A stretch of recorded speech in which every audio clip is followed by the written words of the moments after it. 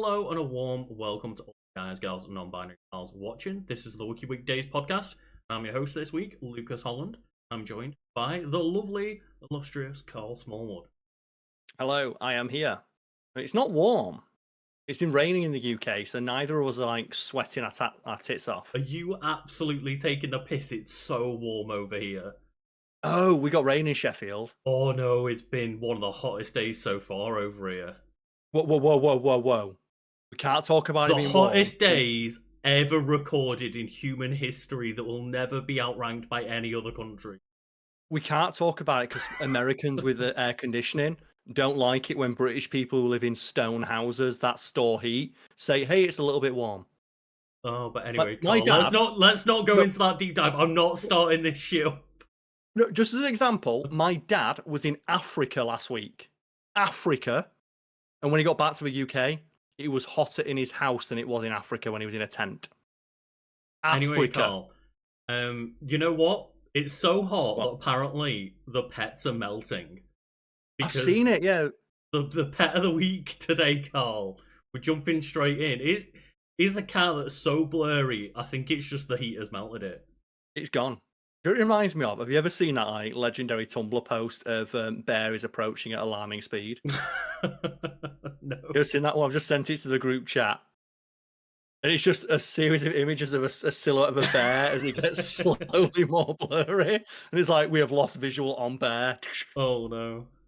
That'd be terrifying. But yeah, the pet of the week was submitted by one person on one of the patrons that is over on our Discord, and they put in the submission for pet of the week that was just so blurry that everyone couldn't resist giving them their votes. That's the thing, like, I've always said, like, blurry animal pictures are the best. Like, when you capture an animal mid-phase shift. That's the thing. I saw it. We've gone so far with this bit of saying encouraging the blurry animal pictures instead of the nice, like, professional looking ones, that this is where we're at, where it's just the pet of the week is just blurry cat. So far, the best blurry picture we've got on is from my dad from Africa. Well, that is true, which is a picture that I have, just got prepared in the background. And the kind of like weird thing is we tend to not try and, be selfish and make our own pets pet of the week or anything. But Yes. every now and then we'll We put could. we'll just, contribute to the community of pet pictures or animal pictures in general. They don't have to specifically be pets. Just a catchier phrase, I guess. But yeah, you just put a picture of like, hey, my dad just found this thing in the wild on holiday, and it got like the most votes of the week. But we just were like, this is unfair because you can't compete with whatever the hell this thing is. The critter. So, for context, my dad is in Africa, or he was in Africa on a safari. And the only photo he sent me from his safari is, look, son, I spotted something. And I was like, you certainly spotted it. I don't know what it is, but you spotted it. So just apparently this week we're just doubling down on many blurry, weird, low quality. Well, it's not low quality. It's just a very zoomed in picture. This one, right? But Yeah, we're going all in on it. But we can't. I reached out to an animal expert. So I was curious, Okay. and they informed me that it is a critter or potentially a creature of some kind. So there we go. It's not a cryptid, but it is a critter. Like I say, it's a little critter. It's a little guy trying his best. Want to join in with like seeing how blurry you can get animal pictures to be and contribute to what has now just apparently become the Blur Fest? Then you can, of course, like join the Patreon at any tier and go over to contribute to Pet of the Week on our.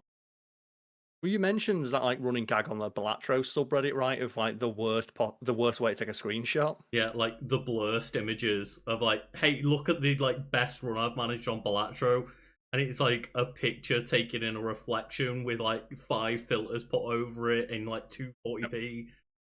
And I think there's literally a subreddit of Balatro cursed images as well. Like they've committed to the bit that hard.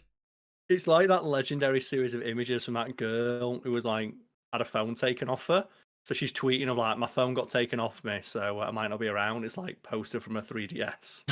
And then the next post is like, they got my 3DS. And it's like posted from like an old like camera, like a camera, Yeah. but it had like interference. Then the next one is, oh, they figured it out. Poster from an LG smart fridge.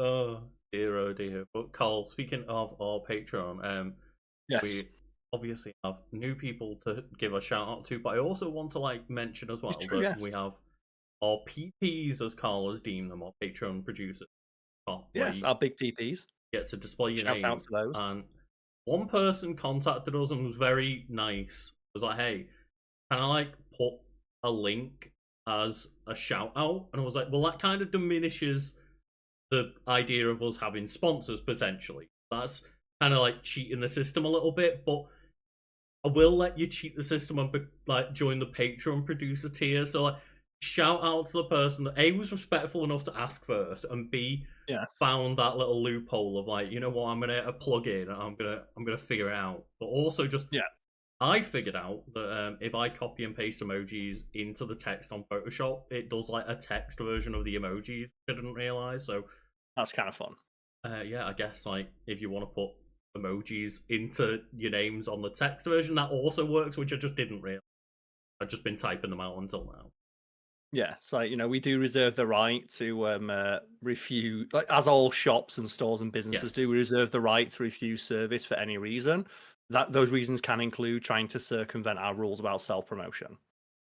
indeed. But you know what? You were both like grifting and being polite about it. I've got to respect the Yeah, game, right? like not like one of those weirdos who joins like a Discord and immediately tags the entire thing of like, go watch my Twitch stream. It's like, well, fuck no. Or like the people who come into your Twitch chat and is like, "Oh, hey, I really like your layout, but I think it could do with a rework. Do you want an artist?" It's like, no, block.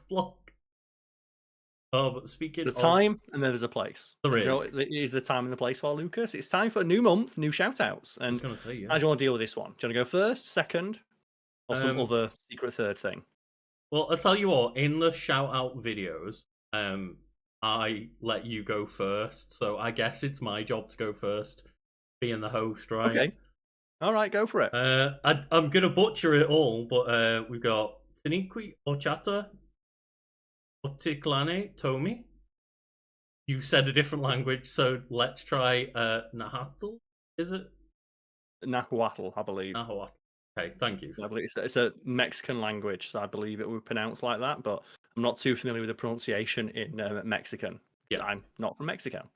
Again, As we've evidenced by asked the fact for I'm calling it this. Mexican. Yeah. Like, we've asked for people to make it hard for us, so we're doing it. The next person to shout out is Carlo Palochico, which they say is Spanish for Karl Smallwood, which, fun! My name in Spanish is Carlo Palachico. I thought my name in Spanish would have been Karl Smallwood with a Spanish accent, but there we go. Carlo Smallwoodo. Yeah. Like, it's a Spanish accent if you're like, from a northern British town Well, of like Carlo Smallwoodo. that's the thing, isn't Zero. it? The joke about English going abroad, right? Of just they'll just say things louder and maybe add like a vowel at the end of each word. And that's like, that constitutes speaking a foreign language, doesn't it? But we have to shout out someone else next, Lucas, and that person is. God damn Give it a it. go. The burning dragon emoji. Boludos bajando, baja blast, buffing bacasticaca de buffalo, bombeando, boludes, abaca, bailando con babosa. See, if you just effect a mock Spanish accent and then just go ham. I'm just trying my best out here. Followed by Rosalinda's Memphis. We, I don't know, we mini bong, which sounds wrong. I said it sounds like that's the way you'd word it to get around like a profanity filter. I'm not hoping sure they're what not getting profanity around is. it, because if we do find out, then we will not be doing that again. Yeah, if someone is trying to like get profanity, we don't mind like poop and butt. If someone wants to call themselves like poo and ass, Yes. sure, I'll shout that out for money, but not a swear word or anything offensive. But so that's not offensive. It's kicking bucket emoji. And kicking the bucket is kind of offensive. It means you're dead, but It's fine. whatever. And then we have Lucille the Steel.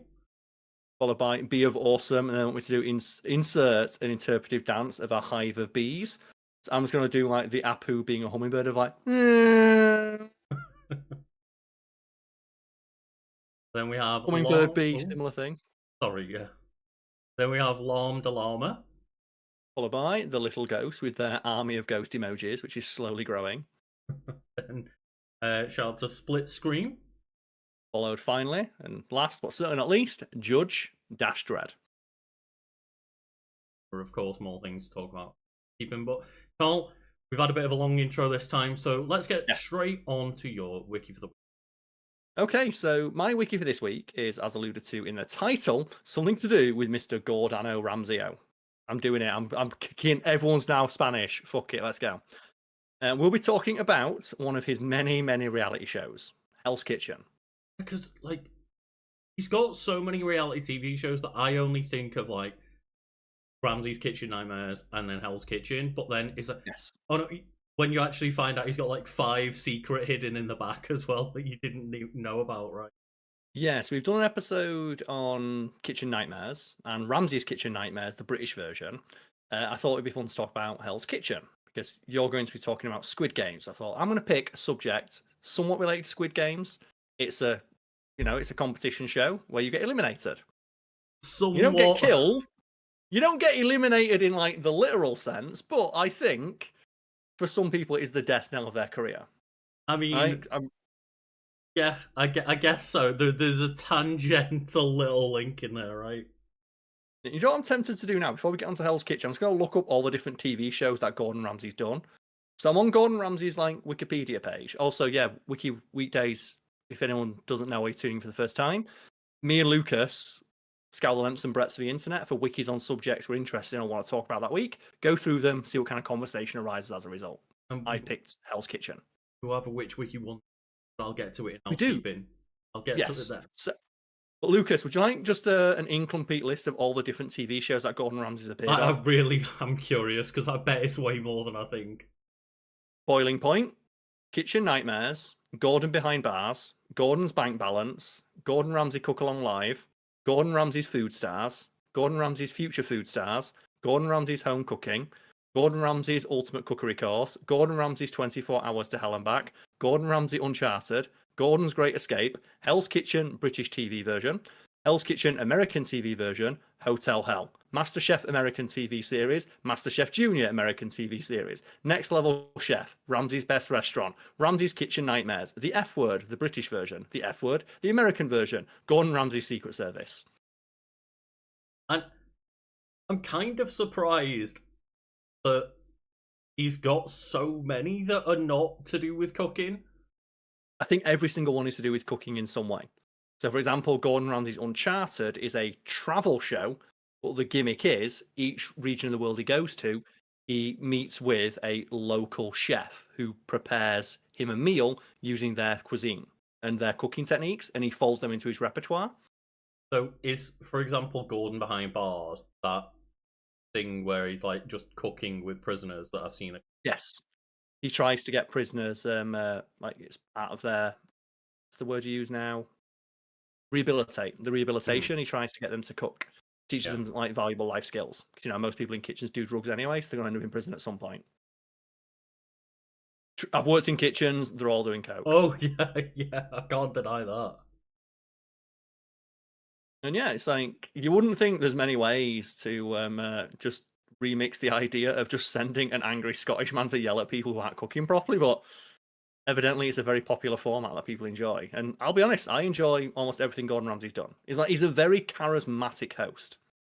Yeah, I don't like always, get along with seeing him outside of TV work, but like comes across as, maybe not one you'd want to associate with, but in terms of like his ability to cook and his ability to present a TV show, like he's very good at it. I disagree, because I think his fiery personality is unfair, because he's only ever angry in shows where his anger is arguably justified. For example, in like Kitchen Nightmares, he yells at people who are charging money for food, and they're like, cooking shit food or cooking frozen food, so they're not making it fresh, or they have like lax safety and health standards. I'd want a health inspector walking into a restaurant to be just as angry as Gordon Ramsay. No, yeah, it's not the anger that necessarily I have a problem with. It makes for entertaining television. I just think that a lot of the time I've seen him in things where he's like not on a TV show, like in interviews and stuff, he just comes across as like a bit of a twat. And like in more of like a up himself kind of like way, not necessarily angry way. Which is understandable when he is the world's most successful chef. And like you look at him and you go, how many Michelin stars has he got? And he's like 16. Yeah, I think no, he's 16. Let's double check how many has he got at the moment. that's the thing, right? Is there is an element where you're like, well, at some point you do earn some level of pride and ego, but Yes. it's not someone I'd seemingly want to have a pint with down at the pub. I bet he'd be a great person to go for a pint with. Interesting. I bet he'd be such a laugh to have a pint with Gordon Ramsay, especially if, like, you know, you're not cooking for him. He's only going to get angry if you're cooking for him. He must have some stories, right? And like that's the interesting. I think you'd have an interesting conversation with him. Don't know whether he's a fun person or not. I bet he is. I don't know. I It's, bet it's when he hard gets to drunk. speculate. Like we know, Karl. Like people see what a percentage of our life on screen. Yes. You don't know what people. Either way, let's get to Hell's Kitchen now. So Hell's Kitchen is an American reality competition cooking show that premiered on Fox on May 30th, 2005. The series is hosted by celebrity chef Gordon Ramsay, who created and appeared in the British series of the same name. And the basic format is each season, two teams of chefs compete for a job as head chef at a restaurant while working in the kitchen of a restaurant called Hell's Kitchen, set up in a television studio. And it just follows your standard reality format of each week. There is a challenge, a big competition, someone gets sent home. At the end of it, there's a winner. And that winner gets to be the head chef of a restaurant, usually a restaurant owned by Gordon Ramsay. So it's a very, very smart on his part to create an entire TV show that's going to just be like a run of a TV show is 24 episodes. That's like half a year straight of advertising for a new restaurant he's going to open. Yeah, and then obviously that all feeds back into the same loop of like he's got, for example, Kitchen Nightmares, where he can sit there and bang on about how successful his restaurants are compared to these restaurants. Then you've also got him on MasterChef, where he's seen as like one of the most prestigious chefs in the world, and they bang on about that constantly. But one thing I'll give him credit for though is he doesn't play the card of I'm the world's most successful chef as often as you think he would. No, given how many of his shows are him like people yelling at him of like you don't know what you're talking about. Yeah, like the amount of times that you watch Kitchen Nightmares, for example, and he's getting like reamed out by an owner is like you don't know what the fuck you're talking about. If I was Gordon Ramsay and I heard that, I would just go, I'd Google my name and go, how many fucking Michelin stars are next to my name?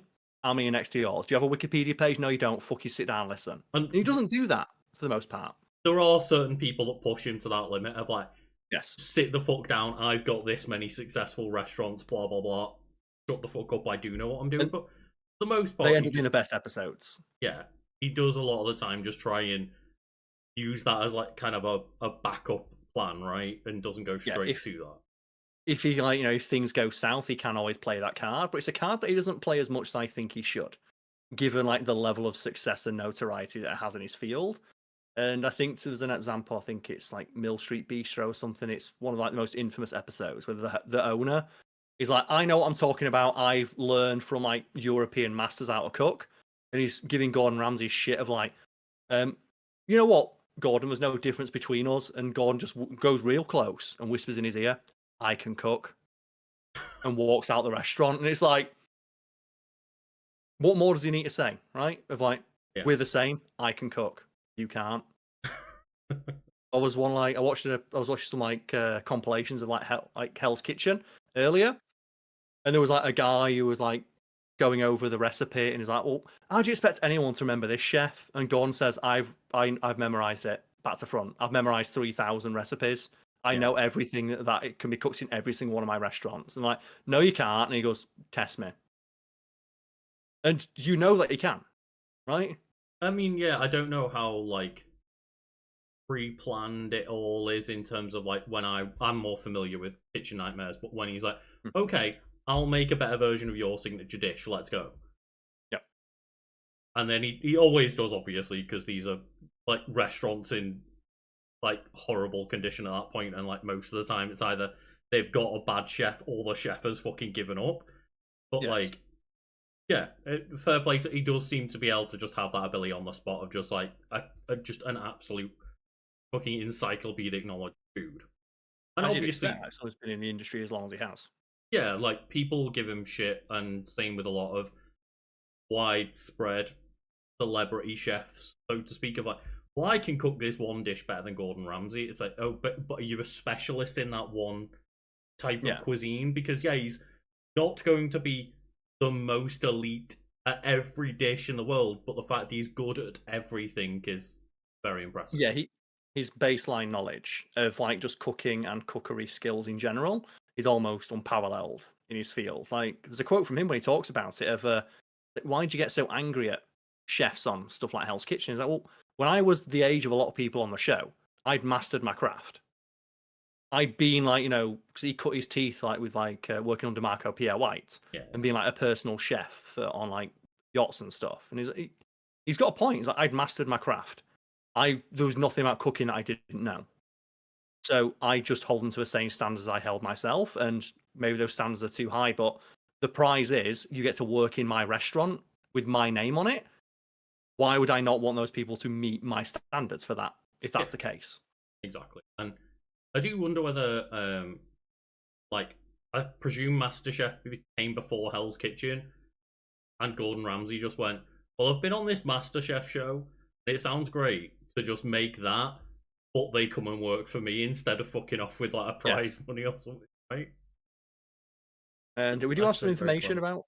Yes, like I say, it's similar to all the reality TV shows, right? Like your X Factors, like before that, you had like Pop Stars and stuff, where it's just we're gonna have a 6 month build up for a reality TV show finale, where the end result is we're just gonna sell an album. And that's one thing that I don't know whether you know or whether the wiki mentions is like how much of an actual career people get out of winning Hell's Kitchen rather than the one album sell from X Factor and then they disappear into the background It forever. depends, and the wiki does get to that, and we'll get to that in a moment. But first, though, Lucas, we have just some basic information. So the genre is reality competition. It's created by Gordon Ramsay, so he did create the format. It's not a Okay. format that he adopted or like adapted from another thing. It is something he came up with. So he deserves credit for that at least. It's presented by Gordon Ramsay. It's narrated by Roger Craig Smith, Oh, fucking aka Sonic. Sonic the Hedgehog and Chris Redfield. Fucking Sonic the Hedgehog narrating. Sonic the What? Hedgehog. Oh, talk about range. And it has 23 seasons, which amounts to 362 episodes. Oh, okay. Is this just one version though? This is just the American version. There was a British version, but that kind of like withered away on the vine when Yeah. the American version became much more popular, because it mentions here a progressive elimination format reduced the field of 20 to 12 down to a single winner over the course of each season. In a typical episode, 2 contestants are nominated for elimination, with Ramsay then eliminating one of the nominees, 2 at some point. The series notably features Ramsay's trademark explosive anger towards the contestants, which in reality is heavily dramatised for the benefit of the audience. I mean, And yeah, that's there are like raw cuts of like, here's an entire evening service. And for the most part, Gordon isn't yelling a lot. He only yells when, like, say, for example, someone who claims to be a professional chef fucks up the appetizers 5 times on the bounce. And then they use him yelling at the 5th time for the episode, because that's obviously far more interesting. that's called producing a 40-minute episode of TV out of like 5 hours of footage, right? You cherry pick the bits that are going to get people talking. I will say, if anyone out there is a fan of like Kitchen Nightmares, go look up on YouTube. You can find full episodes of all these things uploaded by Gordon Ramsay or someone working for him. Go look up Ramsay's Kitchen Nightmares, which is the British version, which I contend is, I'm not going to say better, I would, but it's certainly more authentic. And Gordon Ramsay himself narrates those, and it's more wholesome in a sense, because it's Gordon Ramsay trying to get the restaurant to work, and they talk about like it's more specific and more inside baseball. Like he doesn't just go in and call the owner a fucking twat and just like scream at them for 10 minutes, which isn't as interesting, I suppose, but he does offer them actual advice, which is interesting as an insight into that industry. Like, sometimes he does call them a twat. You do still get him shouting in pretty much every episode, but it's way more weighted towards actual conversation and insights, as you say, rather than just drama. Yeah, and normally like he doesn't yell. It's more that he just gets frustrated, which I think is way more entertaining. Like we talked in the episode about Kitchen Nightmares specifically, the very first episode from which the title came from, where he goes to a restaurant where the head chef doesn't know how to boil an egg. Oh, And you have like a 5 minute segment of Gordon Ramsay with his head in his hands of like, you're a head chef. Yeah. And you can't boil an egg. Because I can't boil an egg. Well, boil me a fucking egg. And the guy's like, well, I'm not going to boil me an egg. You're a head chef. You can boil an egg. And he can't boil the egg. And Gordon Ramsay's like, he can't boil an egg. I can't remember if it's like boil or fry or whatever, but either way, he can't cook an egg. And he's like, he was this, like, young lad who blagged himself into a chef job at 16 and didn't know what he was doing. And the only person... not been to culinary school or anything like that. Yeah, apparently Gordon Ramsay was the only one. They needed him to come in to figure out this lad doesn't know how to cook at all, and he's apparently a chef. And the best bit is where Gordon's talking to him. He's like, so what's your career goals? I want to be a celebrity chef. I want to be on TV like you. And Gordon just looks at the camera. Like, he's like an opposite of The Office. It's like, he's got no charisma. He can't even fucking cook. Yeah, he literally just gyms the camera, right? Yeah. And yeah. I am curious though, because like I do contend that I prefer I prefer Kitchen Nightmares. That's what I watch, but I would say that Hell's Kitchen's probably a more like entertaining TV show because just the amount of like mobility in the format. Well, it's where like some of Gordon Ramsay's most iconic moments come from. Like, where's the lamb sauce? It's fucking raw. They all come from Hell's Kitchen. The idiot sandwich, right? Idiot sandwich. Do you have like a favorite Gordon Ramsay moment in that vein? Well, I don't have one off the top. I mean, probably idiot sandwich, Gordon Ramsay wise, but one. That's a classic one, right? Looking up clips earlier, just because you mentioned like I might do Hell's Kitchen, so I just looked at a couple of clips on TikTok and that. Also, fun fact: the Hell's Kitchen official YouTube channel just straight up says, "Here's a 15-hour video with every episode from this season." Oh right, okay. They straight up just have like, "Hey, here's all of season 1 in a 10.5-hour long video. Watch." Do you know what? I appreciate that almost every single show Gordon Ramsay has ever produced or appeared in, the associated YouTube channel just says, "Hey, fuck it, here's a full episode." And all the time. They clearly learned at one point that that's the way to do it, because the Kitchen Nightmares channel just got so successful so fast because A, they were good at making thumbnails and good titles, but B, just going like, here's fucking full episodes when no one else is doing this. Yeah, and they did it during the pandemic as well. So like during the pandemic, the Kitchen Nightmares official YouTube channel's like, "Hey, here's a full episode of the show, 40 minutes," because they realized people were uploading them anyway. Exactly. And say, well, clearly there's a demand for it. Why don't we just get the money for it?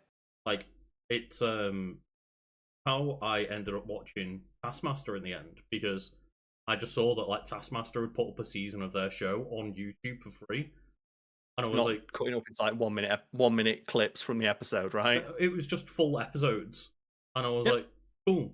I'll click on an episode, see if I enjoy it, and then it's like, then it eventually came to like Netflix, and I'm like, oh, awesome, cool. I'll watch it all on there, and that's like clearly what I don't know whether Kitchen Nightmares or Hell's Kitchen Gordon Ramsay channels were the first to do it, but clearly, like actual companies paid attention and production houses and stuff, because they go, oh shit, well that's a gateway for our old content to make people go to watch content and watch it on paid platform. Yes, it's also as well just really handy way of just making money from old content, right? Because they can still put ads on it. Yeah, and they can endlessly remix it. Yeah, that's the thing. Like, you'll see, like the Gordon Ramsay Kitchen Nightmares one, for example, have full episodes, full seasons in one video. They'll have clip outs of funny moments, and they'll also have like, here's 15 minutes of Gordon going through different kitchens from different episodes, and then all of a sudden you're finding like 4 or 5 different ways to take those same old episodes and get different formats for people to. Yeah, that Or you they'll like. do like compilations of episodes of like, oh, here's like Gordon going to burger restaurants. Here's 3 of them on the Yeah, bounce because they realize that some people just like to watch. They want an hour-long video in the background. I yeah. said the Hell's Kitchen thing of like, here's just a 15-hour-long video that you can just put on in the background. ASMR of just Gordon Ramsay fucking slapping salmon. Let's go. But one clip that I found really wholesome, and the only person that I'll like know is a Hell's Kitchen winner is just from watching a video earlier of like Luca being like this super wholesome guy, because it's just a thing put together of like, well, here's a moment where like, shit, I haven't like got any butter, and it's like, okay, well, can you lend me some butter? And you like, this woman like pans over to like 8 stacks of butter, and she's like, no, I haven't got any. And then this Luca guy is like, fuck it, just lobs her one. It's like, take one of mine, and he goes to like a talking heads bit of him go, look, at the end of the day, if I was gonna lose because of a stick of butter that I gave her, I don't care. Like, if that was the difference maker, so be it. But I'd rather just be known as like a nice guy and come out of this feeling good about my actions, and then Yeah. he ends up winning that season from the looks of it. And that's what makes the show so interesting because you have like the usual reality shenanigans of like people fucking each other over, and then in the talking head segments, just talking mad smack about each other. But what makes it interesting is I think to myself, why the fuck would you be doing this, knowing that Gordon Ramsay is going to give you the winner will get a job at one of his restaurants? Do you really think he's going to want a toxic arsehole being associated with his brand? Like, there's one season, I forget which it is, but there's a guy in it called Jason, I think. Right. And every single one of his talking head segments, because normally Gordon Ramsay will split the teams into it's the men versus the women. Sometimes it's different, sometimes it's like random, sometimes it's young versus old, like fresh chefs versus people who've been on previous seasons. Every single talking head segment this dude has, he's just bragging about like women don't know how to fucking cook. Women, like, you know, we're gonna beat the women because they're all shit. And it's like, do you really think Gordon is going to want to give you a head chef position when there's like all this evidence of you just being an absolute asshole? Why would he want you associated with his brand? Yeah, exactly. And you saying they work as teams makes me think maybe I saw a MasterChef clip, but I just searched like Hell's Kitchen clips and went through a few, so maybe like some MasterChef got thrown in the mix. But It could also have been one of the challenges, like they do individual potentially, challenges, like signature dishes or like the taste test, which is always interesting because that's where you get the insight into Gordon Ramsay's like approach to who he wants to get as a chef. Where the taste test, the voiceover will always say that this is the most important thing for Gordon because he maintains that cooking skill can be taught. A good palate, you're born with that, and if you've got a good palate, then you've got the potential to be a fantastic chef. yeah, Someone who doesn't have one will only ever be a great chef. And Gordon does seem to have like whatever the taste equivalent of perfect pitch is, because that's like the theory about why he always spits dishes out and says they're disgusting, because he has like he's a super taster potentially. right, okay, yeah. And it is one of those fascinating things where in cooking shows in general, I love when they have those like signature dish kind of challenges and stuff where someone will be like, well, what I'm going to do is I'm going to make you like my signature dish, which is in eggs on toast or some shit like that. Just what sounds like something super basic. And obviously, all the judges are like, they fucking for real. And then they'll pull something out of their ass that's, oh, this is incredible. And another clip that I saw like not long ago, because I'm also just on like food talk in general. I also see shit like this up, but I think it might have been a MasterChef one, but it was like someone made like cereal for their signature dish challenge, but she made like gourmet cereal where it was like this. Like it's hard to describe because I saw it a few weeks back, but like this incredible dish, like all of them thoroughly enjoyed and went from mocking her to like, oh, okay, you've taken the concept of what cereal is and like And blown elevated it, right? That's usually the up, term yeah. they use. I do watch like a lot of like food reality shows because they're fun to watch and they make you fucking hungry. Yeah, I'm Like literally, Iron my Chef. stomach is growling right now. I'm like, God damn it, why is this the first subject? Like Iron Chef and stuff like that, where they will have episodes where it's like, okay, we want you to elevate this dish. Like we want you to, for example, elevate street food, Hmm. a burger, a sandwich, a hot dog. It's there was I can't even remember what it's called. There was quite a show that I don't think it got renewed because it was Netflix, where it was based around like snacks and like candy, sweet Okay. sauce, and things like that. Where it was just, hey, got to like take the idea of a snack that you're given for that week or leftovers or something like that, and you've got Hmm. to again like elevate it and make it into something more than what you've been given, and try and like take a twist on it.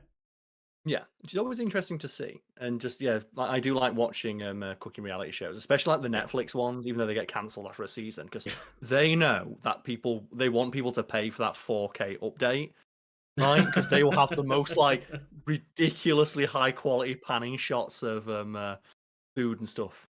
Yeah, yeah, and it's always like it's a about behind the scenes shenanigans where like you'll on Come Dine with Me, where they're like, yeah, they let my dish sit out for like an hour as they made like all of these amazing like I should say like all these panning 4K shots around my dishes and You know what? I want to see Gordon Ramsay on Come Dine with Me. like Why has he never been on that show? Celebrity Come Dine with Me is a thing that happened at some point, right? Can you Maybe. imagine Celebrity Come Dine with Me with Gordon Ramsay, but they made his wife cook? But Celebrity Come Dine with Me couples where like it's celebrity chefs, but they have to coach their partner into making all of Well, the dishes. there's an episode of the show where like his wife comes on the show in disguise and cooks a meal.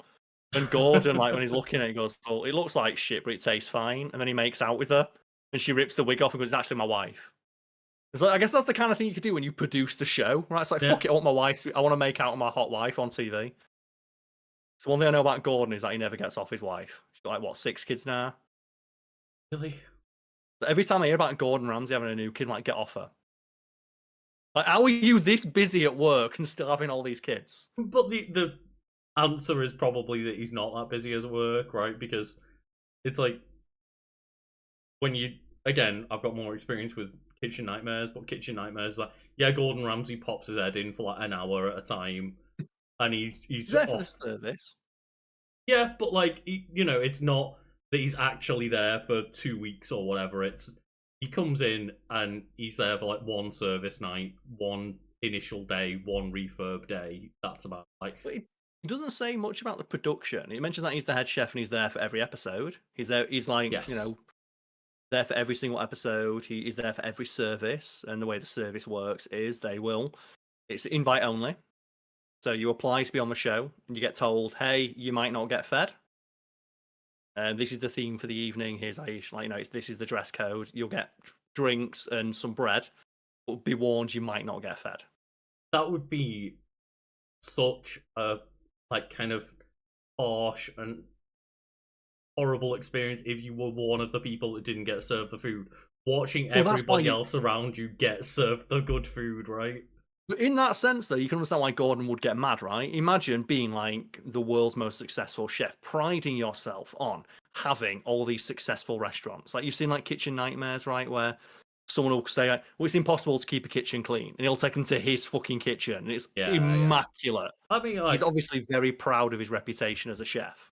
yeah. That's the thing is, I've seen clips from like Hell's Kitchen as well, where like they show off what the standards are and things like that. Yeah, like, You can imagine then him stood there watching people leave a restaurant with his name on it, hungry, because someone doesn't know how to cook a fucking risotto. yeah, yeah. Because that's the thing is, every time you see one of the people fuck up and he's like, you can't serve that shit, or And they go, why everything's not? coming out late. All of a sudden, you can't hit the quota for the night for the recording time that's allocated.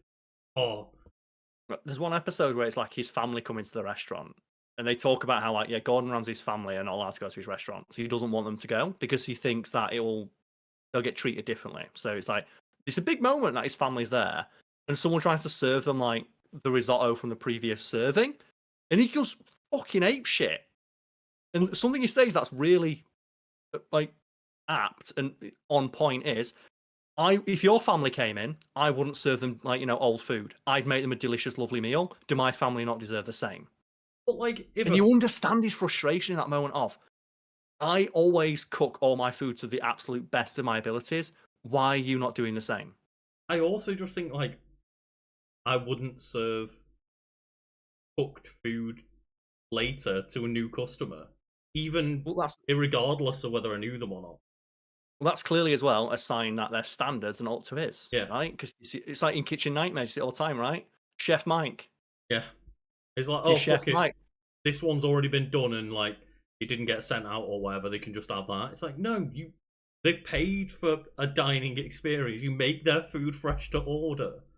Yeah, it's like on when you have like the signature dishes, and he'll say, "Oh, this looks lovely. Did you make the pasta yourself?" No, but you're a chef who doesn't make their own pasta. Why do I need to make my own pasta?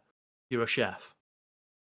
And there are elements where, depending on the size and things like that of the restaurant, like I could understand something like buying dried pasta as, or even pre-buying fresh pasta from a distributor, something like. Yes, But something Gordon Ramsay himself has done, where some of his restaurants have had like chilled or frozen food, and when he's been queried on it, it's like, well, that's my pub chain that serves like gastro food. yes, of course, like there's different standards here because I'm talking about, I say, a dining experience where, fuck it, if you're going into Mackey's, I don't expect everything to be cooked to order. It's fucking fast food. It's McDonald's, right? Like Yeah, there's different different levels of yeah, like just I say experiences. Like when you go to a pub that's cheap, like a fucking Neverspoons, and yes, oh well, why does this dish cost £3 for a full English breakfast? It's like because it's microwave. yeah. It's a fucking big microwave, but It is, yeah. and in that vein, Lucas, what would be your signature dish? Like audience at home, same question. Like, I don't consider myself to be a good cook. I can cook. I just lack the inclination to do so because I generally cook for myself, and I cook more for like the specific thing that I need at that moment. It's like when I'm like going to the gym, I'm not cooking for taste. I'm cooking for protein. But I do have the ability to cook pretty well. Like, I make a fucking banging Christmas dinner. Like, every year for like past couple of years, I've made my own Christmas dinner, and it has been absolutely like god tier. Yeah, like every time I just get a picture of your like Christmas dinner, it's like Carl's gone all out on 12 different side dishes, and like I know that Carl doesn't sit there and I shit. You're normally just cooking for the sake of cooking, but I Yeah, know that Carl sits there and is like, I'm gonna do Christmas dinner right. I'm also pretty good at baking. I can make like a mean like cake or something like that. But I don't eat sweets anymore, so I never have the reason to. And I know for you, you make some goddamn good chicken. Yeah, Your endlessly Moorish chicken that I think we cleared an entire slow cooker of in like what, an hour. yeah. It went from I think we'll probably just get takeaway. It'll be fine. I was like, I'm hosting. I'm gonna cook. So I just said, fuck it to you guys. I'm not. You guys can get takeaway if you not if you want. I'm gonna cook some I'm like making some slow cooker chicken. chicken and like prep some like I cook some like fresh buns, bake some fresh buns and stuff. And yeah, all of a sudden it went from like I think we'll get takeaway to, and then it was Right, it just was gone. like, and you got like the not you didn't make it fresh, but you got like some nice fresh rolls from like No, I Aldi or made them something that you fresh. baked that morning. Did you make those? Yeah, I made them fresh. Those rolls were super nice. It was like you'd open them up and like put the chicken in there. Yeah, no, I made them specifically like from scratch. No, I don't think we ever mentioned that because like you, it was just a chicken we were just like obsessed with. Yeah, was it chicken for you then, or is there another meal that you are perhaps So secretly top tier at making? I think in terms of hearty food, probably I'd say like my signature dish, which is quite an easy dish to get right, is probably a lasagna. And like I say To be fair, easy, lasagna. on a Yeah, scale of like difficult to hard, it's not the hardest dish. I feel that in that sense because it's so simple, people might get lazy with it. Yeah, exactly. But then I'd say probably in terms of something that I have to bit more effort in to get like a kind of gourmet feel to it would Mhm. probably be like it's easy to make like instant noodles, but Yes. like getting a proper like nice broth for a ramen and Make your maturing miso that soup. and making sure that you get the flavors right and making sure that you've got all the like little extra elements and getting the gooey eggs and things like that. I think that's probably is like nowadays gotten good enough to say that much. For me, it's a burger. Like when I make the patties myself, I make my own patties. I don't make my own buns, but you get nice buns. And with the patty as well, what I do is I like grate really, really mature cheddar into the mix, and Oh, flatten it out nice, just a yeah. little bit, and then put some like some pickle brine in there instead of salt. I'll put Oh, salt and okay. pepper, like a bit of pickle brine in there. Yeah, like a bit of like kind of tangy sourness to balance. Yeah, and have that with chutney. And I make my own fries as well. But then my fries, I like cook them with ooh, like, normally it's like salt and pepper on that, but then you toss them with Frank's hot sauce and blue cheese. It's like, Oh, oh, the dream.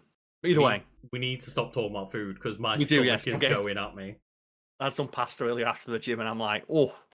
So there's like production. It just mentions that there's some like there's a song that plays. It's "Fire" by the Ohio Players, but some versions don't play it because of like copyright issues. It's set largely in Los Angeles, but depending on where the restaurant's going to have the restaurant that the winner's going to get to lead, it opens in like Las Vegas.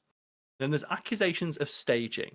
So the series has drawn numerous online and editorial accusations of staging and taking dramatic license. Would you believe it? Mostly due to editing techniques of the producers who spliced together several hours of footage from a dinner service in order to make certain contestants appear as poor performers to later justify their elimination. This was most obvious in one episode, which featured clips of Amanda Moore, who was already eliminated, in the background cooking 3 episodes after elimination. It's like Three episodes.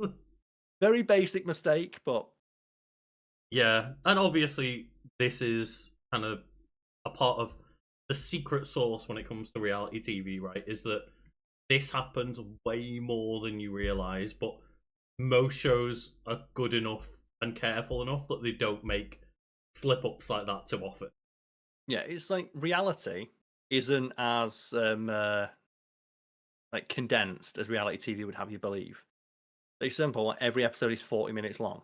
Well, and also when life happens, you don't see someone do something and then get a cutaway of them in different clothes talking about what was going on in their brain at the time of that action. Well, I think to it's RuPaul's Drag Race, where like some of the people who've been on that have talked about, yeah, it's real rough because they'll have you sit down in a studio before the show even airs and just say some generic things so they can cut to them if they need to. One of the things they have them record is pretend you've won, and they make everyone pretend they've won. Because there are a lot of shows where it's very noticeable. The Blown Away, the Netflix like glass blowing show, Oh yeah, where you can see that their talking heads are clearly recorded in big chunks because they're like the outfits. the outfits change, but like the outfits on several episodes in a row seem to like often be the same outfit. So they've Yes. clearly gone reflect on the last like 2 episodes worth of actions as they're on in a different on a different day and Yeah. And oddly enough, you know, like a reality show that I clicked on because I was like, fuck it, I need something for background noise. And it ended up being quite good. Is okay. there's a show on Prime called Lego Masters. And I was thinking, Oh this can't be good. And the host is Will Arnett. In the first season, clearly they got Will Arnett because Lego Batman had just come out. yeah. And he keeps talking about, like, I'm Lego Batman. Then season 2, Will Arnett came back. And I Okay. read an interview because I was like, why did he come back? Did he for Lego Batman 2? It's like, no, Will Arnett's like, I just like being on the show. And I would recommend watching it just because you can tell Will Arnett is just allowed to fuck around. Okay. And he spends all of his time just fucking around. Like, there's one episode where he's like, does anyone want to talk to someone from Arrested Development? So what is he? I'm just going to call him right now as he's driving around in a go-kart in the studio. Because I was thinking that I've seen people who are Lego master builders on TikTok and socials and Yes. stuff, like them having social accounts of here's a Lego set, here's what as a master builder I'm gonna make out of it, or here's how I would make this object and stuff. And it's really fascinating how much skill is specific to Lego building. Yes. And the show does get into that, but the best bit is, like, they have challenges, and the best challenge they do each season is one where it's like, okay, we want you to build something, and then Will Arnett's going to hit it with a baseball bat. And you can tell Will Arnett fucking loves recording those episodes because he comes in with a baseball bat. Like, I'm so excited. And they just swing the baseball bat through it into like a slow motion camera. And it's like, that must be so much fucking fun. It reminds me of the Mythbusters episode where they did the Lego ball, the giant Lego ball. And it turns out that, hey, if this was going to be a solid ball, like, that's insane. But I can't remember whether they make it entirely solid or not. But either way, they make it like a hollowed out ball or solid. Mm-hmm. The myth is that it like got pushed down the street and like ran into cars and kept going. And they push it, and it's like something that took them weeks or months with like, you know, dozens of people volunteering and stuff, putting it together. Yep. And it just immediately crumbles within like 5 feet of. And the thing is, though, that's kind of funny, though, right? It's funny, but you can kind of just feel like just the life drain out of them in that moment of like, go! Oh, it's like those videos so long. Those videos you see of people setting up dominoes, right, and accidentally knocking them all over. Yeah, yeah. And then you just see them just stand up and go. And speaking of playing games, there is one last section on this Wikipedia page I want to cover, Lucas. That is, video game is that? There is a Hell's Kitchen video game. It was released on September 11th, 2008. So it might be the worst thing to happen on that date. Released, titled Hell's Kitchen the Game for the Wii, Nintendo DS, Microsoft Windows, and iOS. It features the likeness of Ramsay, though not his voice. Of course. And replicates many of the important tasks featured on the show. Can we find this game and get it?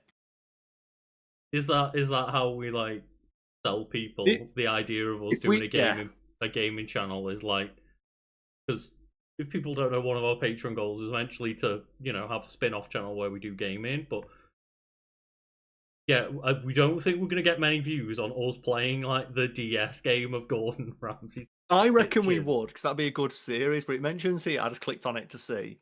It says on the gameplay section, in arcade mode, you must complete every recipe in time. If you fail, Ramsay becomes infuriated and closes the restaurant. Yeah, that's Hell's Kitchen. Oh, God, yeah. I'm a big fan of just, obviously, cooking shows in general, but this is kind of one that you have to put on the pedestal. It's up there as like one of the greatest reality TV shows. The only one that I think is better is Canada's Worst Drivers, which I watched with my old housemate who get really high, and they found it on like some obscure streaming service.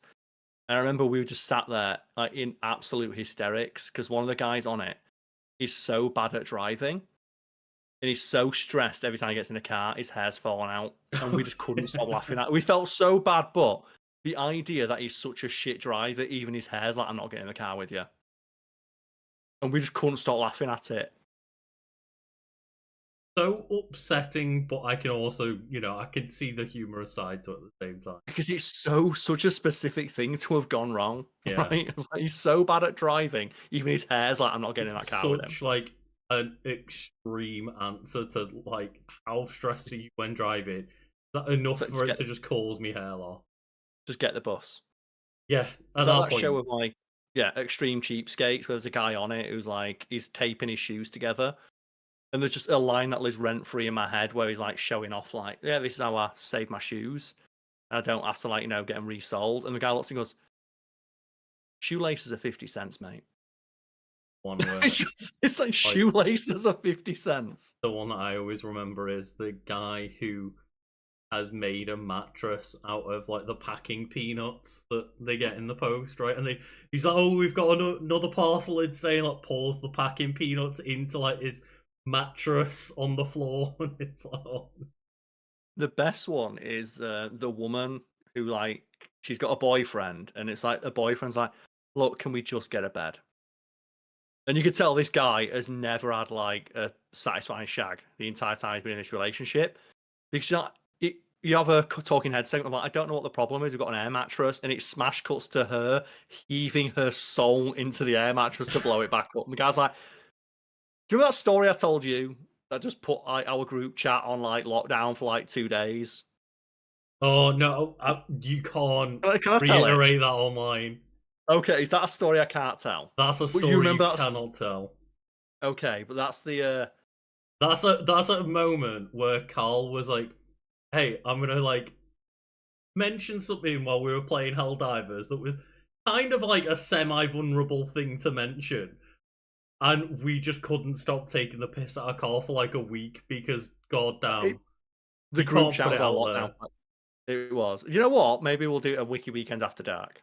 Let us know. But either way, is it time to go to our break screen while we get prepared for your entry? It is indeed. So yes, we'll be back talking Squid Game, but not new Squid Game. So don't worry about Oh, spoilers for the new season. We'll be spoiling like season 1 for sure, 2 maybe, but we'll be talking about season 1. That'll be the point. Like, I know that this show is like what 6+ hours long, and it came out a few yes. days ago. We're gonna give people a grace period. Don't worry. But we will be talking about season 1. Okay, so we're back, and as mentioned, like about an hour ago now, doesn't time fly? We do have a little bit of housekeeping to do in regards to one of the other gimmicks that we have on this podcast, which is which wiki won this week. And I believe, Lucas, you've collated the winning wiki for the last 2 weeks, yes? I did put our polls. I'm just double checking them because I figured like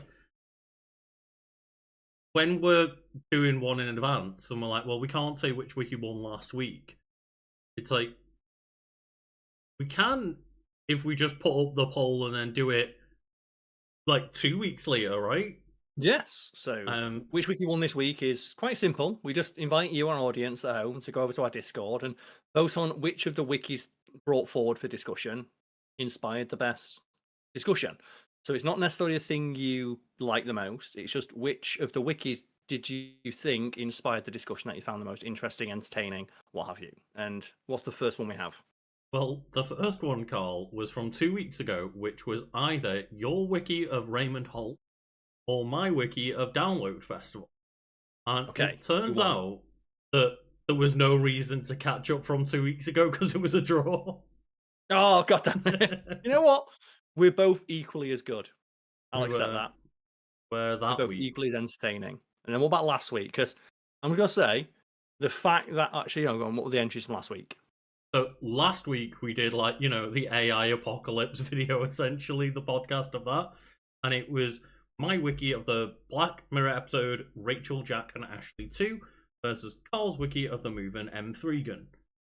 Yes, and I'm really annoyed that absolutely no play was given to my absolutely banger joke of when I said Megan 2, she's got a gun. Megan. No play whatsoever. The movie should be called Megan. I don't care. But Karl, Yes. we might not see a real M3 gun after all because I just eked out in the votes. So Rachel, Jack, and Ashley 2. You know what? I will concede graciously and magnanimously to the better man for last week. And thank you for that. Thank you, for the internet points for this week, everyone. And remember that if you'd like to vote on which wiki on this, so go check it out there. And Karl, there's a couple of other bits that we have to talk about. How I want to bring up. Include. So the first one is that we've been obviously, as always, discussing what we can do different with the channel. And as a little teaser for something that's coming up this week that's new, we decided to kind of revert back to basically an old format for fun, right? Yeah, I think so. And yeah, we essentially have we know that some people have commented every now and then hey, we like Wiki Weekends, but I prefer the old format where it was snappier and shorter. Yes. So in addition to what we normally put out every week, the idea will be that we're gonna, at least for now, try out a Friday having an extra video, which is more similar to the old format where it's just kind of around 10 minutes long, and kind of just getting right into the nitty-gritty straight away, and then we'll keep the long form discussion format of the podcast and the 2 weekend episodes as is. Right? Yes, and I've posted just a little screenshot there. Lucas, if you want to put that on screen for the visual watchers. I think if that's not going to get people to click, what won't? Right? How Okay. I want to click that video and I know what it's about. I like how I saved that video and the file name is called Ween. But yes, again, if this kind of content is what you want, nothing is changing as far as like the current output that we do. Yes, You're not worrying in that regard. We just decided that, hey, let's try making smaller, shorter form content to appeal to the people who like that sort of thing. You know, obviously some people like and prefer the longer form podcast style format or the longer videos that can just be listened to as a podcast. Like there's people out there watching those 15-hour Hell's Kitchen compilations, probably like the longer videos we do. Other people only have like 10 minutes. And I guess to also kind of like, I guess again, like appeal to the fans of what the old format used to be, because we do get every now and then like people saying, "Hey, I really like watching the shorter stuff. Can you do any of that?" And this feels like maybe a more natural way to go back to doing it that way, rather than like taking clips out of context and making them short. Maybe this is a better way to do. Yeah. The like also as well, like shorter. Rather than desperately trying to cling to our youth in the old formats. Like we evolved, but yeah, we still got it. And to clarify, it won't be us like taking old videos and cutting them down. It will be new discussions, even if we do go over the same subject. Like this month, what we're going to try out is there's 4 weeks in a month. I hope at least in this month there's 4 Fridays this month. But the idea was I'm excited about Fantastic Four coming out this month. Let's do 4 videos on the Fantastic Four, which 2 of them we have covered relatively recently, but like we'll swap over who was hosting and have discussions, and maybe if like, you know, think of variations on characters or topics if we've covered them before and things, and just generally try to make new short form content rather than clipping down the old content and making you rewatch it. The same way, like, you know, Gordon Ramsay is on his YouTube channels is cutting up the same 6 episodes and re-uploading them. At least we're doing a different discussion. At least we're re-recording the conversation. We might make the same jokes, but that's because we're the same people. And for those who are audio listeners, you haven't been able to see the picture that I've had up on screen. The video name for this week is Mr. Fantastic has a bulletproof penis. It's not a lie. He does. It's not a lie. It's not. It's not a lie. But Karl, the other thing that I would just quickly like to mention, because we haven't got more solid plans for this, is a little tease, is that I did have something arrive post, Karl. Okay. That you know about. Was it a bill? Maybe not everyone knows about, Karl. Okay. You feel like a pelican with a big bill in front of you? I'm feeling like a big bill's in front of me because I've got Final Fantasy Magic cards in front of me.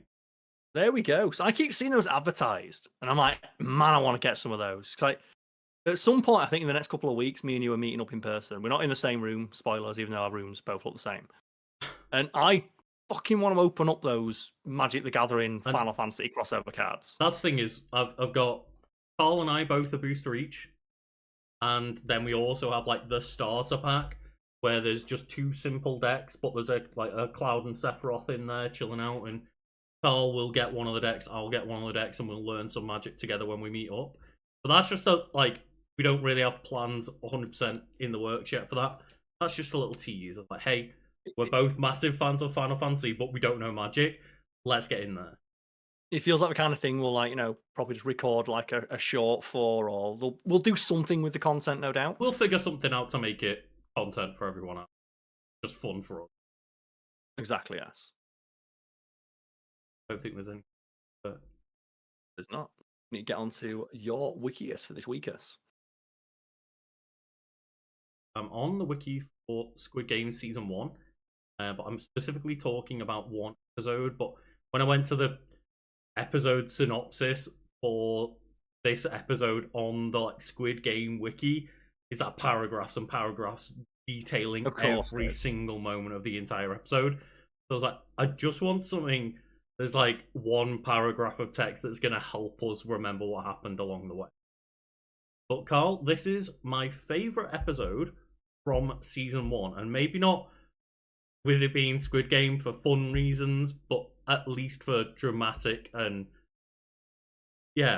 certain other reasons. But again, I just want to reiterate, spoilers for season 1 for sure, full spoilers.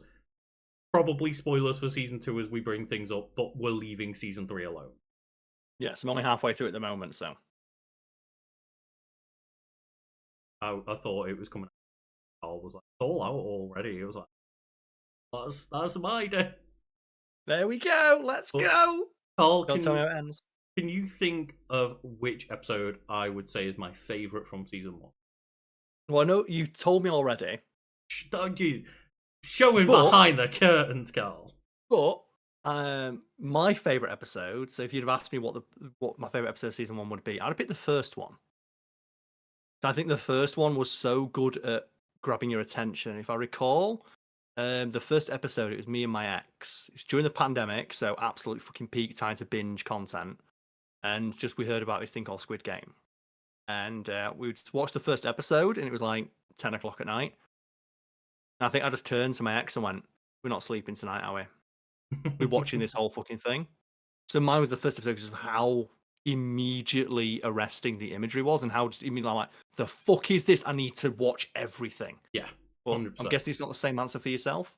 No, it's not. I probably picked maybe just the most heart-wrenching episode out of all of them, and the betrayal episode. They're all betrayal episodes, really. Pretty much. There's a way There's to so sum much up. betrayal. Yeah, there's a way to sum up Squid Game. It's like, yeah, it's betrayal 101. Fucking people over 101. Let's go. But I am talking about episode 6, which, forgive pronunciations for all of this, but Gangbu, I want to say. And it is the episode where people will know the episode if I just say it's the one where they play the marbles game. That's all you need to say. It's the marble game episode, right? Like, Sang-woo, you fucking prick. Sang-woo, the villain. The villain. Everyone's mostly a villain in this, right? It has one very heartwarming story, and then like every other branching path is like everyone being a different kind of asshole. Yeah, like there are good people in this show, but the majority of the people in it are not, because they are inherently complicit in the death of another person just by the nature of the games, right? Yeah. It's at the end of the day, you know, the main character Gi-hun, like, they are always shown as kind of a sympathetic character and somebody who doesn't want to kill, but at the end of the day, they are a murderer. They murdered people for money. I call it manslaughter. A court would call it manslaughter. They murder someone at the end of season 1, Karl. Actually, I'm adding spoilers. We're doing spoilers for season 1. Like, the end of the day, they are forced in their eyes to murder someone. No, I think it would be manslaughter. If someone put a gun in my hand and told me to shoot you or they'll shoot me, I think that's manslaughter. Maybe, but they volunteered for the manslaughter. There's diminished responsibility, but it can't classify as murder, I don't think. I'm not sure exactly how the law works. Did volunteer to re-enter the manslaughter games, which kind of edges towards murder at that point. The legality is not clear. I'm pretty sure if you are placed in a situation where you don't have full control of your faculties, it's diminished responsibility, which automatically gets it revert to manslaughter. Which makes me think that it would be manslaughter if it was they didn't know what was going to be the games and they left. Like, they just were there, right? Like, in season 2, those people go in and the first game happens, and, like, you know, they're all like, oh, shit. And I think that happens in the first season as well, right? But, like, when they then all decide, no, we're on board, we're going to come back, at that point, that's voluntary, right? Is the most infuriating part of season 2, is they change up the format in season 2 of, after every game, everyone can vote on whether or not they want to go home. And they keep whatever amount of money they've earned so far. So the basic format of Squid Games is you enter these games, every time someone dies or is eliminated / dies, 100,000 gets added to a pot. Yeah. And in season 1, it's like, well, only the winners get to split the pot. Spoilers, there's only one winner. Yeah. Season 2, it's like at any point during the games, we can all just leave and split whatever's left of the pot. How infuriating does it get the longer it goes on? Where like, okay, the pot is now you get like $500,000 each, and there's still people like, no, let's keep going. Yeah, like when you've done like 2 or 3 games and half of the people are dead, and you're like, okay, cool. We could just leave. We could all get not maybe enough money for everyone to settle all their debts, because there's some of them with a lot of money in debt, but like for the most fact part, that the people with the massive amount of debt are somehow able to convince the people who have already got their debts paid off to stay in. Well, yeah, that feels like that must be a deliberate commentary on like capitalism, right? Of like, well, the people who are they're not billionaires, they're an inverse billionaire because they're billions in debt. But they are still able to steer opinion, even though the only person who's going to benefit is themselves. yeah, Like that rich old dude who's like, well, I'm a 10 billion in debt, so I've got to stay. yeah, He's like, well, I'm fucking not. I want to go. yeah. There's some people who are like, well, I'm like $1 million in debt, and after 2 games, I'd be fine. And he's like, yeah, but then you could be like, if you get through another game or 2, you've already got through 2. If you get through more, then you'd have more money, and you might come out like in profit. You might end up rich. You never know. We also as well talked about how infuriating it is that at no point does Gi-hun tell people only one person's going to make it. The fact that he doesn't say that is so... It pissed me off, because the longer the season 2 went on... Okay, first he's like, well, I've played the games before. How do you know? Okay, sure, people won't believe. But the fact that he doesn't just... No one goes up and asks him, so how did the games end? They forced me to kill the only other person who made it. And that's the only one person is going to win. They're going to make us kill each other. Presumably, the way that, like, in season 2, the kind of argument is, well, he was probably going to end up getting there, but then they, started shooting and said, you're not allowed to interrupt these voting sessions anymore. Shut the fuck up. That's only during voting. Like, they have all those moments. Yeah, that's the thing, is like, after the second game, would you not be like, we're kind of starting to believe you. What happened? Like, the fact that no one, even the people on his side, no one asks him what happens. Like, well, there was 3 of us. Spoilers, one of us died, there's 2 of us, and they forced us to kill each other. And spoilers, I don't care how much of a badass you are, I know what the game is, I'll fucking murk your second one. And also just, like, the idea of, like, well, you don't know what the game is, you don't know whether you're going to be good at the game, you don't know whether, like, somebody's going to have the upper hand against you, like, it's all rigged against your favour. And there are going to be times where you might... like, in Season 1, right? There are people in that tug-of-war game that, if they got asked, would you win a game of tug-of-war against someone, they might be 100% confident in their abilities, but they got teamed up with 9 other people that are shit at tug-of-war. And that's the problem, right? Just the fact that Gi-hun doesn't really hammer down the games aren't fair. Yeah. And if you think you're going to trick them, they will punish you for trying to trick them. You are not going to win. Only one of us will win. And do you bet on yourself against 30 other people? Or would you rather not walk away with like $1 million right now? And then was like, no, stay in. Let's go. And that's it's hard to imagine that over half of the people would be convinced to like play for more money each round, right? It's just the one thing if it was you need not a majority vote, but like everyone agrees on the same vote. That would be one thing, because you can imagine like sure, a couple of dissenters, right? There's going to be a couple of people every time. I feel like that's what the show should have done. I feel like the show should have said it needs to be a unanimous vote. Otherwise you stay. Then you could have had that one arsehole just refusing to do it. Yeah. But I don't understand how, like, why does Gi-hun not say, we are all going to die? How do you know? That's what they did. They forced us to kill each other when we started winning. And again, I feel like the season 2 addresses that in the sense of that moment where they tell him to shut the fuck up is basically the showrunner saying, we've addressed it. He's not allowed to say anything anymore about it. Well, then they're not watching. They are watching them like 24 hours a day, but there's so many times where they're like talking secretly at night. It's like he could do it then.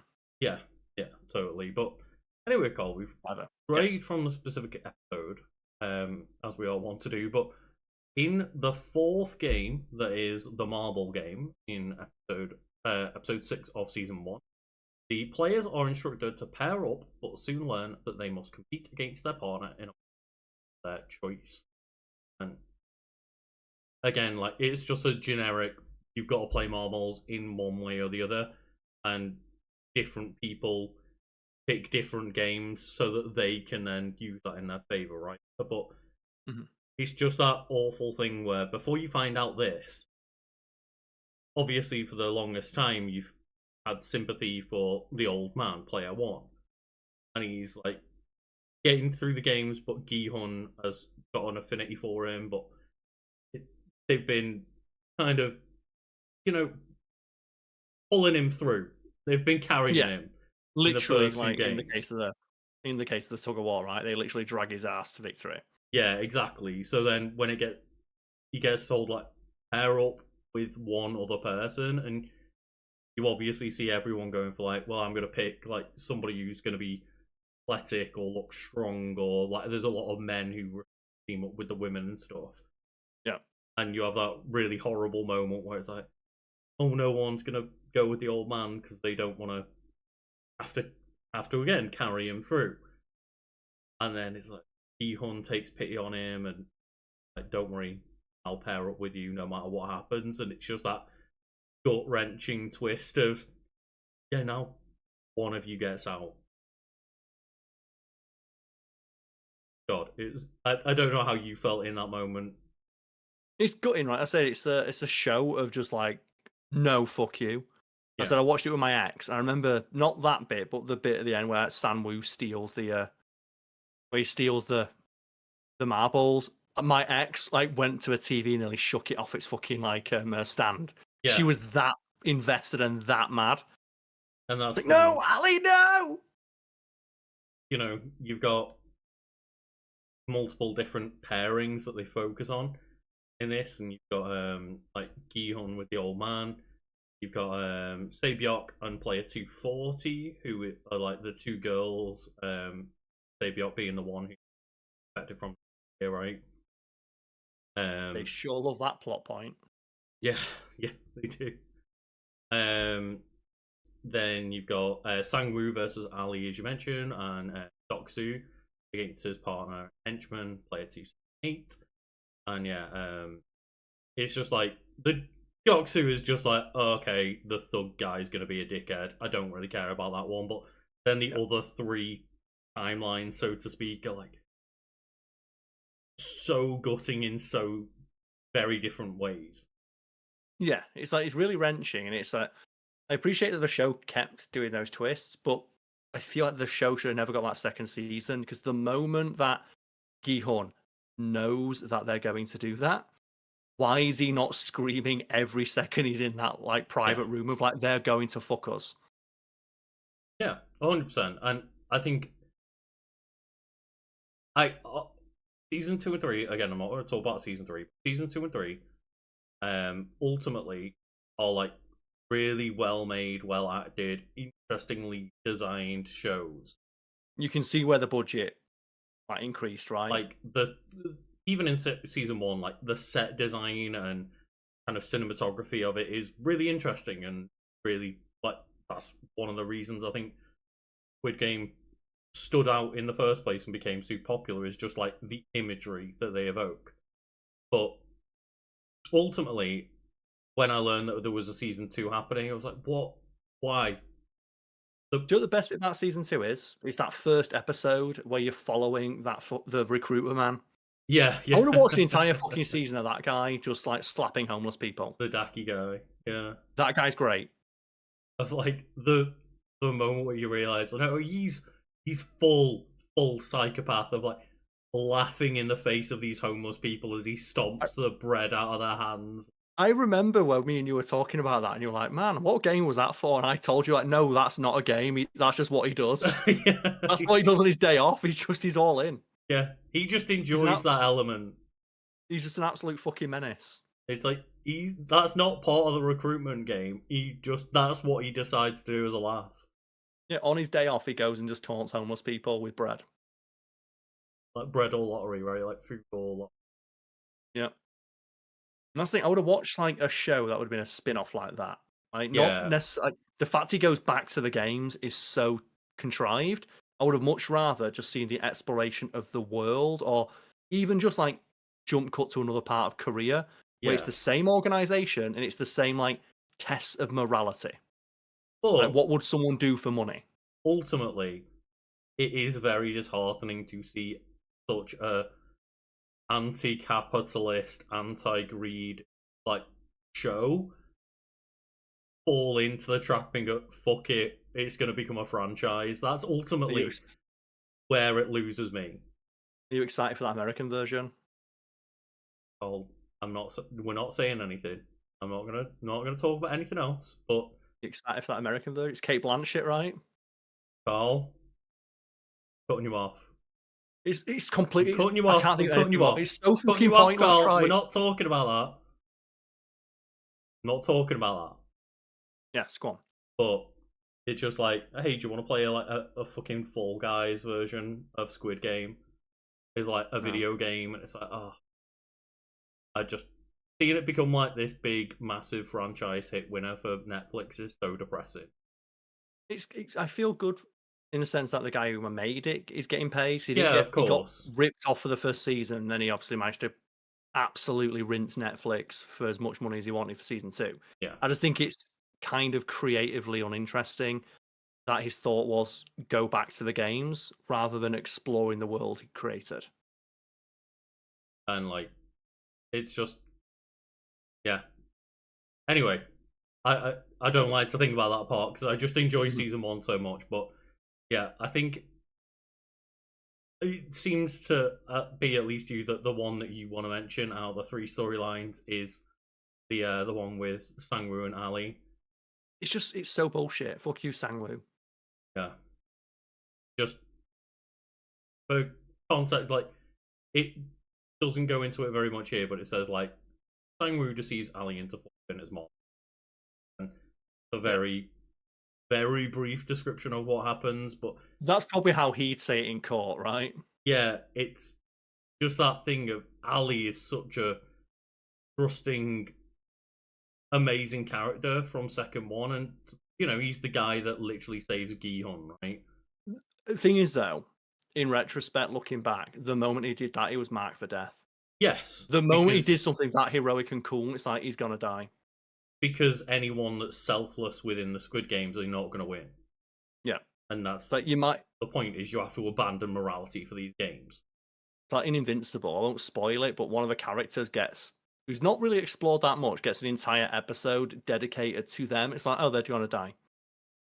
The second like the episode starts and it focuses on them, it's like he might as well just like pull the gun out and shoot himself. Well, it's when I was talking to you about like, hey, I was scared to look whether there were any things that were like any episodes on the episode list on Netflix. I was just going to wait until someone told me it was all out, because the moment I start looking at like episode list names, and I've watched a lot of One Piece, Karl. I've watched Dragon Ball Z episodes where the title is like Super Saiyan Goku, Frieza defeated. It's like it will never be topped. Of like in the English version, this is a legit thing that happened. Presumably in the Japanese version it was different, but it's like the English version, like of the fight between Frieza and Goku before the climax happened, is like, will Goku manage to triumph over this foe? Find out in the next episode. Frieza defeated. It's like, are you fucking kidding me? You couldn't call it anything else. The amount of times where it's in One Piece, like I literally skip past the like title screen bit because I'm watching in Japanese, so I just need to look away if I don't skip past it. But I'll skip the intro and normally skip that bit. But I'll have to look away because every episode is just like Luffy transforms or like new power achieved by Zoro, and you're like, please stop it. I So get the feeling that Netflix fucking hates this show because season 3 dropped with zero fanfare. oh yeah, it was I had to wild. be told that it was coming out. It dropped with zero fanfare, and when you click on it on the Netflix like app, it straight up just has spoilers of like this actor returns. You're like, the fuck are you doing? Yeah, Like it feels like they hate the show and they're trying to kill it. It's like, but it's your show. yeah, it's wild. But yeah, like going back to Sangwoo and Ali, it's just like Oh, arsehole and Ali. arsehole and Ali. You knew that Ali was gonna die at some point, clearly, because again, this is not a game for people with morals, and people willing to help someone else out are going to survive. Again, There's a little bit of you though that thinks he's gonna do it though, right? but like you want him to. Want Yes. the main characters to get through, including at that point Sangwoo, because this is the episode where Sangwoo makes the heel turn. He was always heel. We just never saw it. We just didn't see it, right? Bro Like, was always heel. he was, and you kind of get hints of that if you rewatch it, of the conversations he has with Guy, of like not wanting to talk about his past and what happened and things, and you know that there's a shady element there, but you kind of, from the way Guy Hun talks about him, and the way that his mum talked about him and stuff, like you give him the benefit of the doubt on a first watch, and then this happens, and he's like, "Don't worry, Ali. If I've got a way of figuring this out for the both of us, you Can just you give believe me it? your marbles, I can make it so that we win." Because he's like a doctor or something, not a lawyer or a Yep. doctor, and he's like, He's "I'm smart. super smart. I'm a super successful, smart person." Which You should trust me.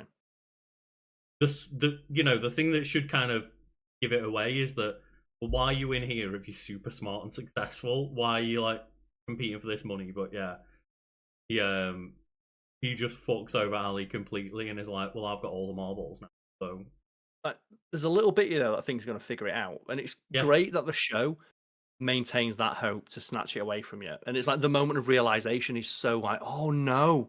yeah, It reminds me, I don't know why it reminds me of it, but there's a book called The Vampire's Assistant, which I read when I was younger. It's like decades old now, but there's a moment anyway one of the characters dies, and they have an entire paragraph describing how like someone swung in from the rafters and saved them and fought off to safety. And then the next chapter reveals it's the person like, yeah, that's one of the many things I imagined happening as I saw them plummet to their death. And no one came and no one saved them. And it's like, God, no. God, yeah, Any number of things could have came out and saved them and just no one came and helped. I just watched them die.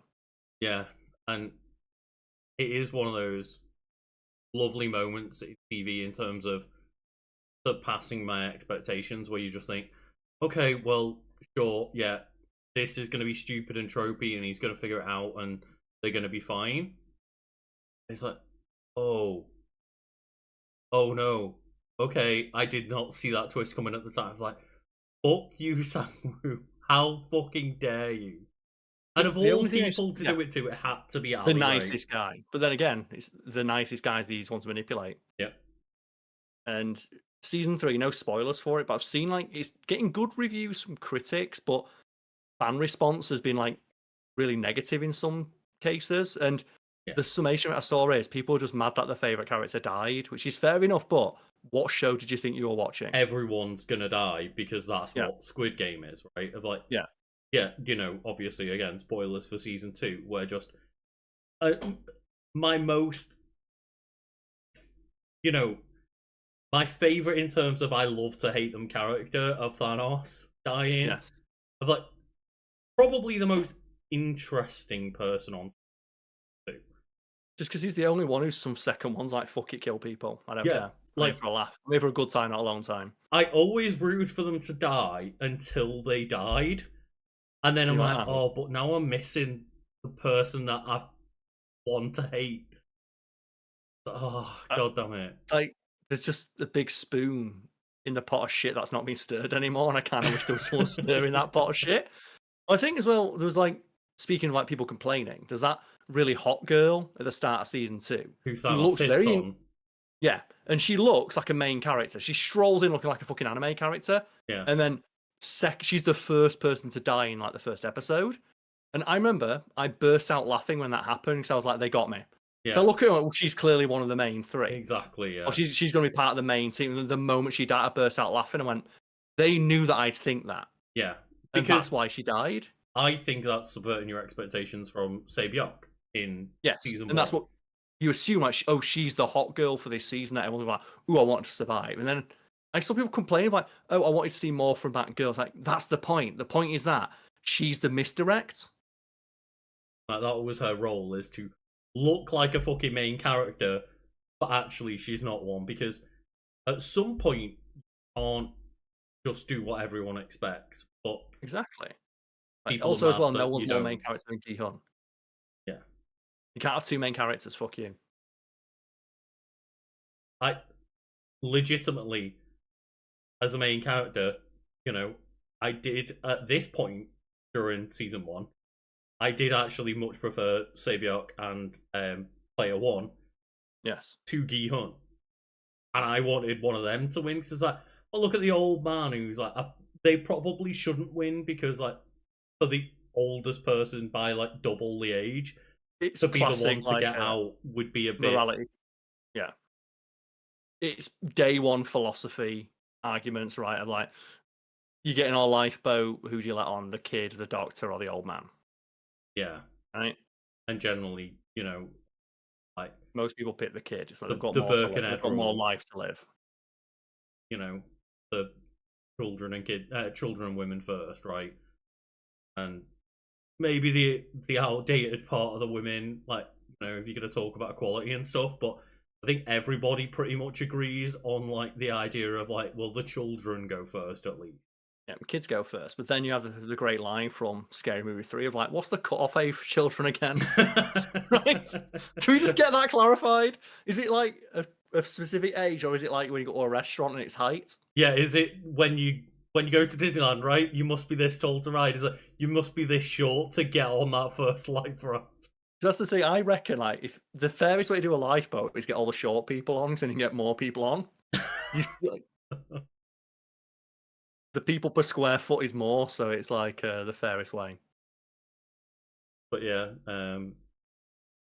I'll mention first like the Gi-hun versus Player One, where just it it's so upsetting because like the entire time I think that Player One he's been playing it up, of Yeah, course, because he's actually an awful person that's basically like the owner of he's all the this chairman. shit. He's like, Yeah, yeah, he's the guy. Turns out he's a horrible person, but we don't know that yet. We think he's just this cute old man that got stuck in some shit. And like, oh, we think he has dementia, and Gi-hun not wanting to die exploits that again. Gi-hun murdering someone, like, in my eyes at least, choosing to that exploit his dementia. you call it murder, I call it surviving. It's both. It is, Yeah, but yeah, it's one of those of he lets him go along with like um Player One ends up being named Oil now. yeah, chairman now. And was aware of the deception the entire time, so he was just pretending to have dementia, letting Gi-hun win, and He's then curious, right? He's just curious about human nature. That's why he joins the games. exactly right. He wants to play and he wants to figure out people from like the inside rather than just watching it on a television. Part of that experience, and yeah, it's just a gutty moment where it's like, okay, well, as far as we're aware, that old man's gonna get shot and killed for losing the game, and he's like, I know that this was happening, but I'm just gonna let you at least think that you killed me, that you let me Yeah, die on purpose by because I deceit. want to see what that. Yeah, I want to see what that guilt does to you. And in that vein, Lucas, who do you think makes the most pro move in the Squid Games in season 1 and 2? 'Cause it has to be when the fucking chairman just fucking snaps that dude's neck. showing they're in like, we've 3 people to a room and there are 4 people in there, and just without question, just Oh snaps the yeah, dude's fucking neck. Second one, what a true. pro gamer move that was. Yeah, and that's obviously like the season 2 twist, right? Well, not the twist, but the twist to that one character of seeing, oh Yeah. shit, Yeah, it's the chairman. this guy's fucked up. But he's not necessarily knowing I that he's don't, the chairman. He just knows like what's his. I don't know what his title is. He's the dude in the black mask, but yeah, the title, and I forget what I it think is. he's the front man. Front man, that's it. But it's Best not character a he probably realization that he's a front man. It's just a realization, oh, he's not a good guy. Yeah. Also, as well, I guess we said spoilers for season 2. Like, he's also played the games before, and he Yes. is like the inverse of Gi-hun, where Gi-hun tried the entire time to get people to survive and get as many people through as possible. Whereas, what's his name? Not Masterman, not Frontman. The Frontman, front right? man. Yeah. Whereas the Frontman was just like, clearly from his role in the game, was a brutal pragmatist who just fucking snapped everyone's neck. Yeah, And that's how he got through the games. the front man is Inho. In-house. Yes. They are direct parallels, and that's the point of him entering the game with Gi-hun in season 2, right? Is that they both have two like the parallels of one another, of like the at opposite ends of whether they are right in whether the game should happen or not, and what is the true like nature of human beings when put in this position. And he puts himself in as like the new player one To prove it. Yeah. to prove his point and be like, no, anyone put in this do what I did. Whereas Gi-hun the opposite of him, and it's like, no, if you expose this and give people a chance, then they'll prove themselves to be human and better than you.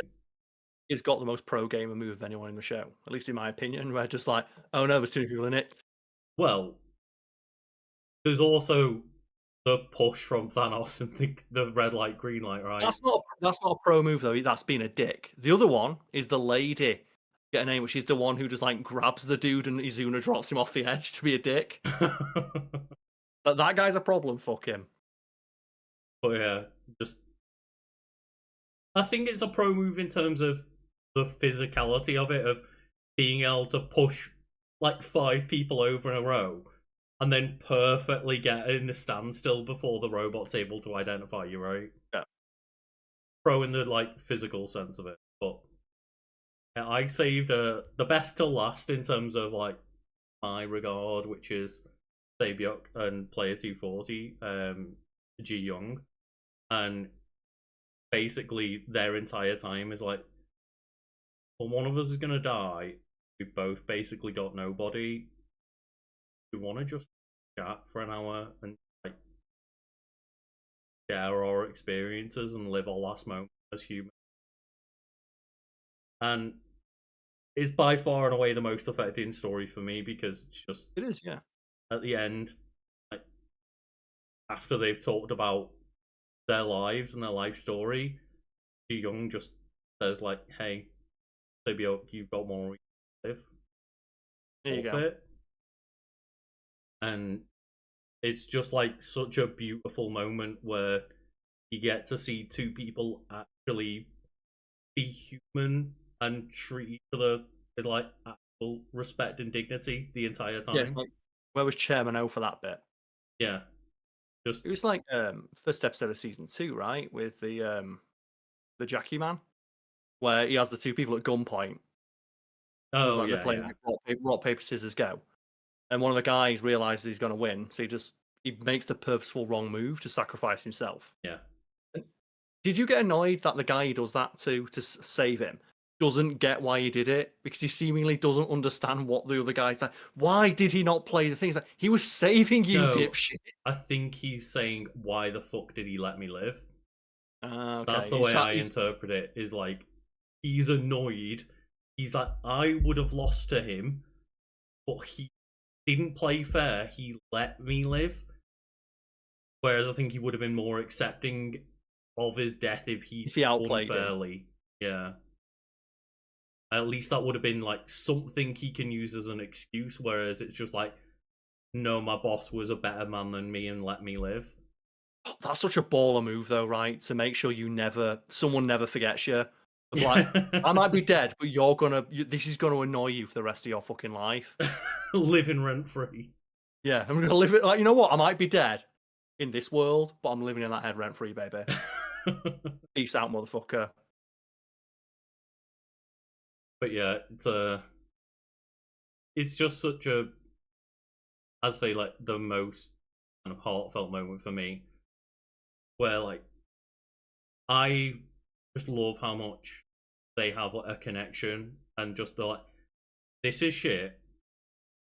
We're probably both gonna die. Can like we again just have a moment of human connection and be there for one another. Like even when the seemingly good guy, Gihun, the protagonist, is like,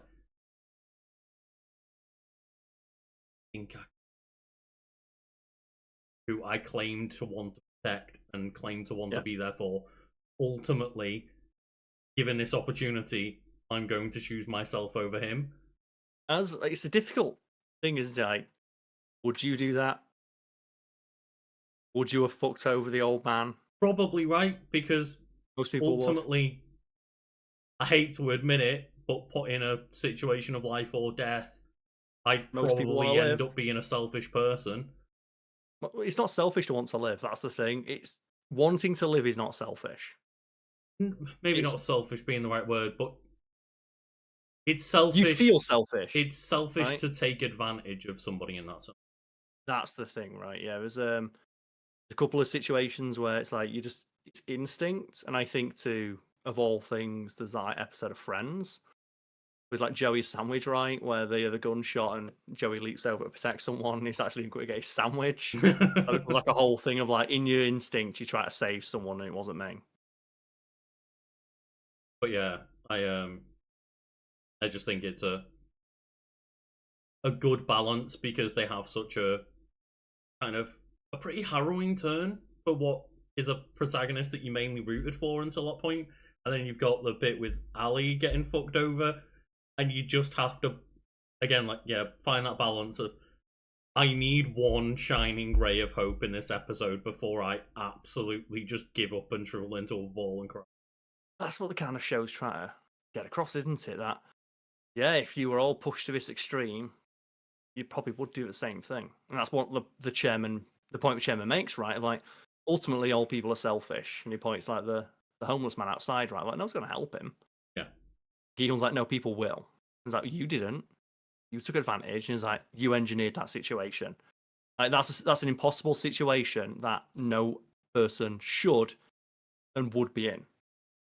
But you still did it though. Yeah. And The stakes might not be as high, but people make those decisions. The stakes might not be as high or as immediate, but people make choices that lead to other people's death every single fucking day. yeah. That's obviously like similar to the show. That would be a horrible note to end on, right? So they at least give you that little bit of hope of maybe Sabiot can make it. And then is there anything that's more badass than the person who's like, fuck it, I don't care, shoot me. I've already won. It's the thing of like, you can shoot me, but you can't kill me because yeah, I'm good. Like the Iron Man, right? Of like, I'm dying, but I still win. Fuck you. yeah. GG, no ring. What you should have said. If like in game ended on fucking GG no ring. GG, no ring. Easy. Tips Fedora leaves server. Let's go. It's the best thing to do, right? You know, I do it all the time in Tekken. Like, eke out a win, teabag, immediately quit. Block opponent player. report for unsporting conduct. Boot up another game. Let's go.